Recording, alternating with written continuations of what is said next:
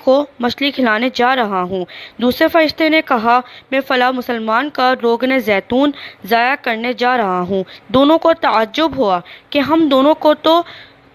دو متضاد کاموں کا حکم کیوں دیا گیا، لیکن چونکہ اللہ تعالیٰ کا حکم تھا اس لیے دونوں نے جا کر اپنا اپنا کام پورا کر لیا، اور جب واپس آئے دونوں نے عرض کیا کہ یا اللہ، ہم نے آپ کے حکم کی تعمیل تو کر لی، لیکن یہ بات تو ہماری سمجھ میں نہیں آئی کہ ایک مسلمان جو آپ کے حکم کو ماننے والا ہے اور اس کے پاس روغن زیتون موجود تھا، اس کے باوجود آپ نے اس کا روغن زیتون ضائع کرا دیا، اور دوسری طرف ایک یہودی تھا اور اس کے پاس مچھلی موجود بھی نہیں تھی، لیکن اس کے باوجود آپ نے اس کو مچھلی کھلا دی، اس لیے ہماری سمجھ میں نہیں آئی کہ کیا قصہ ہے۔ اللہ تعالیٰ نے جواب میں فرمایا کہ